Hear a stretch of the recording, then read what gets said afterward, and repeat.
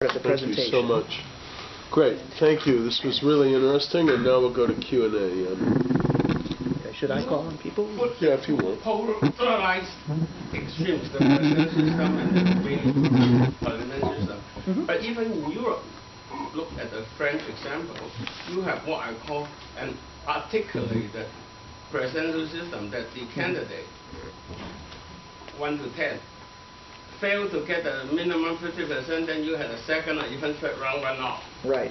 Had the Kuomintang controlled the legislature, fixed the constitutional amendment, say 1999, in time for the 2000 contest, then you would likely have a James Song versus Chen Shui-bian runoff. Right. And who would be the winner without triggering a gun to create a little forced assassination, that is. Then could you tell? Yeah, I mean, I suspect. So it need not be the so-called alternative scenario of parliamentary. Even a modified, articulated presidential, what I call 2, 3, 4 little tiers of runoff. Right. That would probably end up what? A James Song victory. Yeah, so let me see if I can restate this argument a little bit. It has to do with the idea that you have a 2-round election. Or 3-round. Or even 3-round in the French case, yeah. So in a lot of these presidential regimes, gosh, I don't have the number right available. There's a significant number of presidential regimes that do have this runoff requirement. And so in that case, my expectation is that generally that second round runoff may serve to help the dominant party retain power, because if it has a split in the first round, then the second round will face off 2 candidates.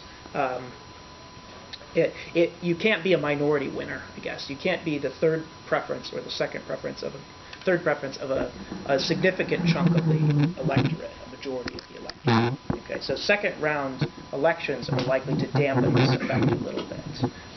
It does not, however, do anything about things like term limits, timing of elections, the length of terms.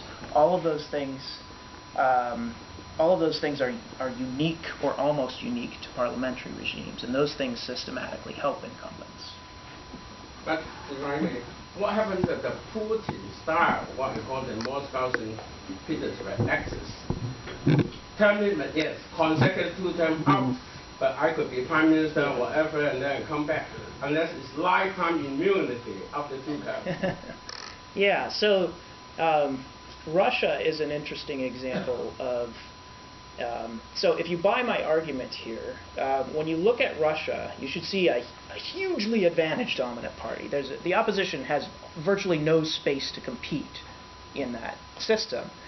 It wouldn't take much space, though, for some kind of upstart, independent candidate to run against Putin or his hand-picked successor and pull off the upset.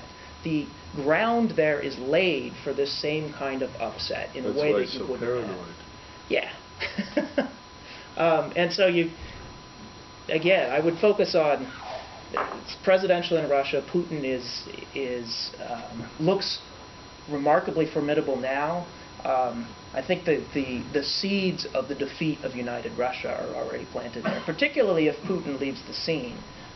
I suspect that party is going to have a lot of trouble retaining office. Okay. Yeah. Are there other questions or comments? Oh, What you go next? okay. I think your argument is very interesting, but there might what you talk about implication might be an exception, because for so many years that even the people in Taiwan they try so hard for the campaign and election, but it really doesn't matter how hard we try. Still, United States will not recognize Taiwan as a nation. Okay, so it's really unfair, Either KMT or DPP, they try either 2-party green and blue. They try so hard, to win the seat to get the office, but it doesn't matter compared to the other nation. You had the all the data 159, example, but yeah. We cannot be recognized as a nation. So this could be an exception. Yeah, I guess so. Part of part of what I'm arguing here and part of the kind of normative underpinnings of this argument are that when you have rotation in power, that's a good thing for your regime. Lots of good things follow from that. So if leaders are uncertain about being reelected, they pay closer attention to their constituents. With a higher quality of democracy. Yeah. And there's a fair amount of comparative evidence that suggests if you have credible opposition parties, things improve on a lot of different indicators. And so even, Taiwan in many ways, and I make this argument, especially when I'm among Taiwanese colleagues who are kind of decrying the state of Taiwanese democracy, Taiwan in many ways looks really good compared to where it was. I mean, it's made a remarkable transformation. And I think this rotation in power has been a big part of that transformation. I don't know if I'm fully addressing your question, but... Well, how are you going to address the other part of it? Yeah. Not much you can say. Well, like what the Robert Parker said last night, he said democracy is the only hope for Taiwan. Of course, economy, these two things, that's the only hope. So, yeah. We hope we can do it correctly, yeah. Go ahead.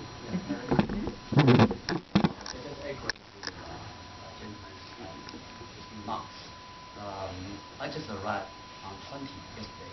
Welcome. So the day is it's happening that the Freedom House released its World 2013 annual report that Taiwan was rated as a well-functioning democracy, and the political rights is rated 1 out of 7, and the civil liberty is 2 out of 7.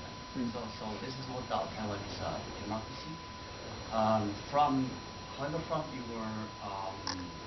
presentations, in the very beginning, very interesting is this whole puzzle. In the year of 2000, we all feel puzzled because there is some earthquake for political change. And I believe one of the factors, I guess, most people mention about is that the polarized political identification and polarized political just interpretation between cross-strait relations. So that is one of the factors I would suggest in your presentations, because that is a year that is the world self-identification very rampant. So Chen Shui-bian was seized that opportunity. The party quickly ran up. But it's quite different because after several years later, the polarized cross-strait ideological is quite changed. That is not that dominant in the elections. So that is one of the factors is missed in the future elections. Yeah, that's a great comment. Something I didn't talk much about today is exactly that issue, what I'll call the national question. Is Taiwan part of China? And caught up within that question are issues about kind of ethnic identity and national identity as well. So in my dissertation research, I actually kind of how shall I say this? I want to keep this brief. So I have an argument about how the national question, initially at least, really served to aid the DPP's growth over time. So we look at, let's see, vote share. Yeah. So the growth of the DPP as a party that can win a significant share of the vote, and as the main opposition party, had a lot to do, at least initially, with their ability to appeal to people unhappy with the KMT's kind of ideological stance. But then they reached a ceiling. Yeah. I mean, and you can see the ceiling pretty clearly in this vote, right? It's about 30%, roughly. So I'll show you a couple other figures in response to this. So you probably have seen, so 3 things. Party identification in Taiwan. This is actually a remarkably fast growth in party identification in a new democracy, and I think part of that is the DPP's roots in the Dangwai, and as a kind of a pro-Taiwan party, they're able to attract a significant share of the electorate as loyal partisans fairly early in their development. That's a big part of lowering the difference between the electoral advantage of the KMT. Here is Taiwanese self-identification. You've probably seen the results of this question over time.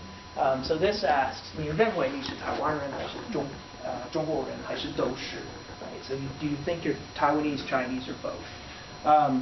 And in 1992, we had less than 20% saying, I'm just Taiwanese. And we had close to 50%, a little under, saying, I'm both. And in fact, Chinese is at 25%. And the main trend you see here is that the people saying, 我就是台湾人, 我就是中国人, the Chinese identifiers are going way down until, at this point, they're almost minuscule. They're just an error term. And the Taiwanese identifiers are close to, actually we've crossed 50% now, we're over a majority. Right? And so if you look just at this picture, you may think we still have this surging Taiwanese nationalism. But there are a lot of other people who study public opinion in Taiwan who are very good at this stuff. And I'm just kind of regurgitating what they've said about this. This and the question about the relationship between Taiwan and the PRC are two different questions. And in fact, they're not very highly correlated at all. If you say you're Taiwanese, you're more likely to favor independence, but not much more likely. It's not a strong association. And in fact, if you look at the status quo responders here, this is maintain the status quo, decide later, maintain the status quo indefinitely, forever. Majority. This is a majority and has been for quite a while. So if you look at this picture, it suggests most Taiwanese today are very pragmatic about the issue of Taiwan's relations with the PRC. So hopefully that got a little bit at both of your questions. Your diagram has one issue, is that who owns the sovereignty of Taiwan? This assume, Well, that's a separate question. Yeah, but this assume, all see on the sovereignty of Taiwan. But if the other way around, it will be totally different.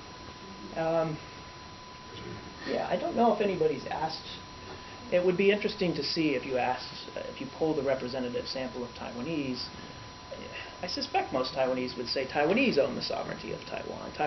Taiwanese should decide what should happen to Taiwan. And so if that's the case, then this question makes some sense, because this is polling just Taiwanese and saying, do you like the status quo? Do you want to move towards unification, or do you want to move towards independence? And assuming it's just their decision, this should have some weight, I think, in how the rest of the world considers Taiwan's status.